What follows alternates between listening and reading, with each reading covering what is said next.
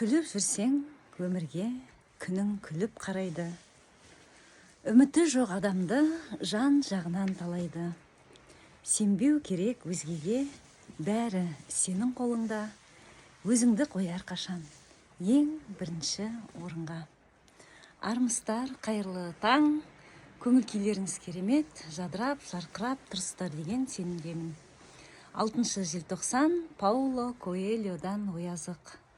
Каждый человек, чем бы он ни занимался, играет главную роль в истории мира.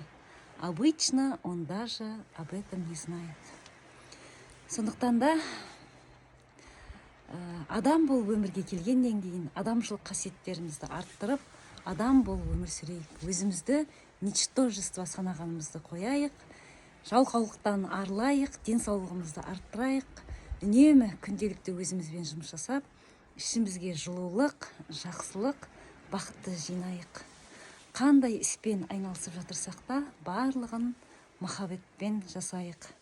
Адам болып бұл өмірге келгеннен кейін, адамшылық қасиеттерімізді арттырып, бұл өмірде әрбір адам қандай іспен айналысса да, әлемдің тарихында қалады екен.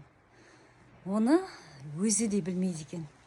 Сондықтан да бұл әлемнің тарихында жақсы жағыңызбен қалғыңыз келе ма, жаман жағыңыз қалғыңыз келе ма, оны шешетін сіз. Сондықтан да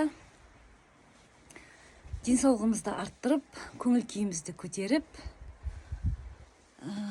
эмоциямызбен жұмыс жасап, жақсы жағымызбен үнемі, жақсы сөзімізбен, ісімізбен көріне берейік. Ой мен эмоцияны басқарған жасампаз жанмын. Бүгінгі күнімізге сәттілік тілеймін.